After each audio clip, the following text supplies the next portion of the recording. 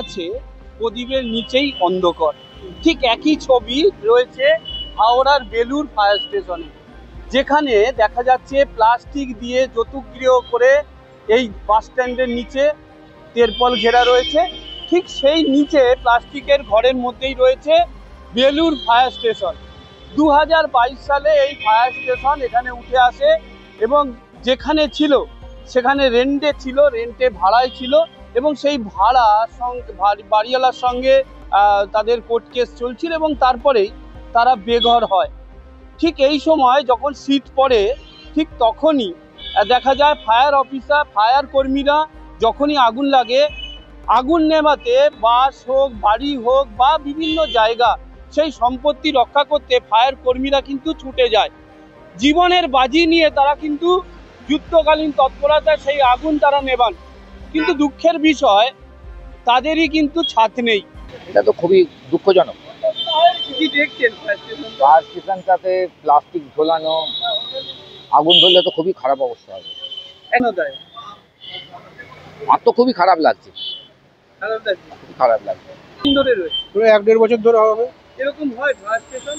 এরকম হয় না, এখন তো দেখছি এখন হচ্ছে, দেখতে পেলাম। এখন দেখতে তো খুবই খারাপ লাগছে দেখছি। কতদিন ধরে রয়েছে? মোটামুটি 1.5 বছর হবে। 1.5 বছর? হ্যাঁ। এইভাবে প্লাস্টিকের হ্যাঁ। লোকে বলে না ফায়ার স্টেশন নিয়ে?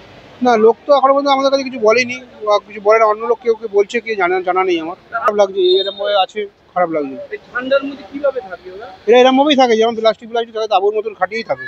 দীর্ঘদিন ধরে বেলুর বাস স্ট্যান্ডের তলায় প্লাস্টিক ঘিরে তাদেরকে থাকতে হচ্ছে।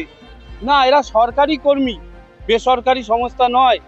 ঠিক এই জায়গায় দাঁড়িয়ে ফায়ার কর্মীরা কিন্তু সারা দিন ওই রাত্রে জলে ভিজে আগুনে তেপে তারা কিন্তু ফিরে আসে, আর তারপরেই ঠান্ডায় আশ্রয় হয় এই প্লাস্টিকের আচ্ছাদনের ঘর, যেটা কিনা একসময় বাস স্ট্যান্ড ছিল, এখন তাদের থাকার জায়গা।